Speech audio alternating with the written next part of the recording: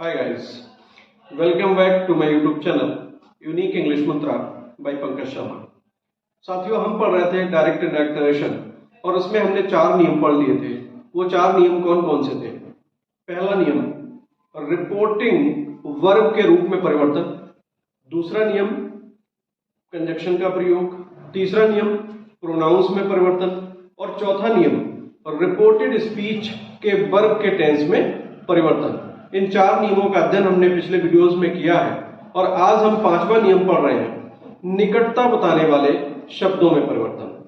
Reported speech में कुछ ऐसे शब्द आते हैं जो निकटता सूचक होते हैं, निकटता बता रहे होते हैं, और जब हम उनको इनडायरेक्ट में बदलते हैं तो निकटता सूचक शब्दों को दूरी बताने वाले शब्दों में बदल देते हैं। तो आइए आज हम अध्ययन करेंगे निकटता बताने वाले शब्दों में परिवर्तन। तो जैसा कि साथियों मैंने आपको अभी बताया कि रिपोर्टेड स्पीच के अंदर आने वाले निकटता सूचक शब्दों को दूरी बताने वाले शब्दों में बदल दिया जाता है। फॉर एग्जाम्पल हम बात करें तो देखिए, दिस के स्थान पर दैट का प्रयोग करते हैं। अगर आपकी रिपोर्टेड स्पीच में दिस का प्रयोग हुआ है तो दिस के स्थान पे हम दैट कर देते हैं। हियर के स्थान पे देयर, नाउ के स्थान पे देन, हेंस के स्थान पे देंस, एगो के स्थान पे बिफोर, टुडे के स्थान पे दैट डे, टुनाइट के स्थान पे दैट नाइट, टुमारो के स्थान पे द नेक्स्ट डे के स्थान पे द फॉलोइंग डे, यस्टरडे के स्थान पे द प्रीवियस डे और द लास्ट नाइट या लास्ट डे के स्थान पे द प्रीवियस डे या प्रीवियस नाइट का प्रयोग करते हैं। अब इसको हम एग्जाम्पल से समझ लेते हैं। हाँ, तो साथियों हम बता रहे थे कि जो निकटता सूचक शब्द होते हैं उनको हम दूरी बताने वाले शब्दों में बदल देते हैं।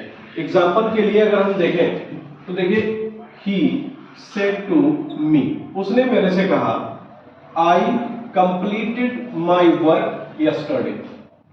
आई मीन मैंने, कंप्लीटेड माने पूरा कर लिया, माई वर्क अपना कार्य, मैंने अपना कार्य, मैंने मेरा कार्य पूरा कर लिया, यस्टरडे मीन कल, मैंने कल अपना कार्य पूरा कर लिया।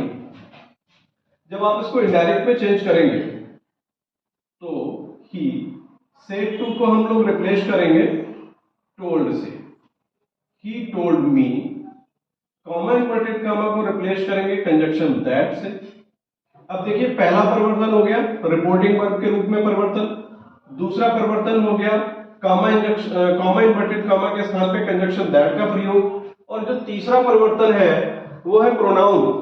रिपोर्टेड स्पीच में सब्जेक्ट के स्थान पे, ऑब्जेक्ट के स्थान पे या पजेसिव केस में किसी प्रोनाउन का प्रयोग होता है तो हम उसको जो है 123/सन, मैंने आपको बताया था एक फार्मूला, 123/सन, यानी कि फर्स्ट पर्सन के प्रोनाउन को सब्जेक्ट के अनुसार, सेकंड पर्सन के प्रोनाउन को ऑब्जेक्ट के अनुसार और थर्ड पर्सन के प्रोनाउन में नो चेंज। इस फार्मूले का प्रयोग करके हम जो है प्रोनाउन में परिवर्तन करते हैं।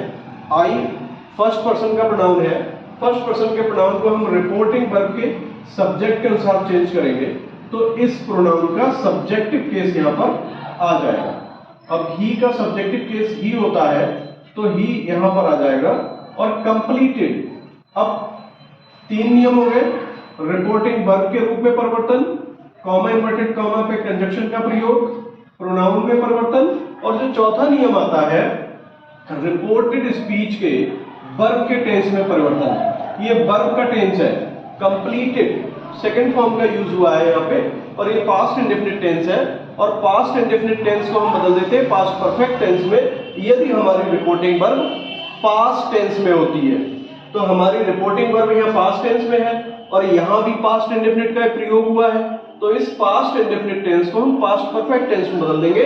तो यानी वर्ब की सेकंड फॉर्म जो है वो हैड के साथ वर्ब की थर्ड फॉर्म में बदल जाएगी, हैड कंप्लीटेड।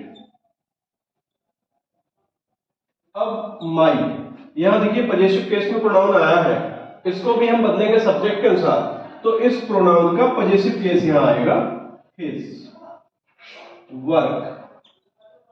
अब 5वां परिवर्तन, यस्टरडे यस्टरडे को हम दूरी बताने वाले शब्दों में बदल देंगे, यानी कि यस्टरडे के स्थान पे द प्रीवियस डे का प्रयोग करेंगे, द प्रीवियस डे।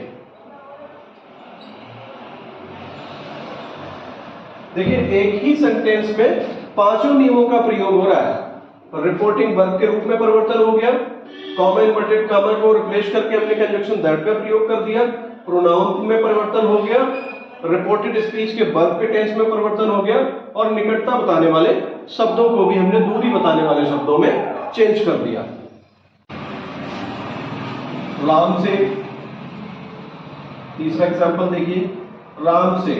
यहां पर हम सेड में कोई परिवर्तन नहीं करेंगे क्योंकि सेड के बाद ऑब्जेक्ट का प्रयोग नहीं हुआ है, तो Ram said comma inverted comma के स्थान पे दैट का प्रयोग करेंगे, दैट।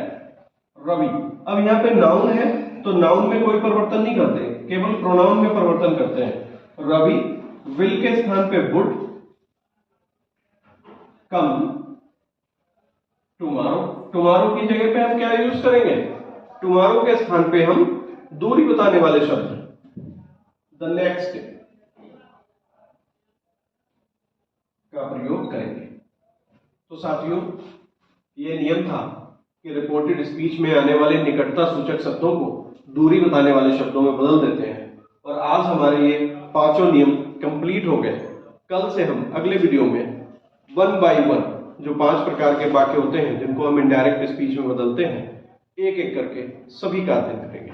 तब तक के लिए गुड बाय।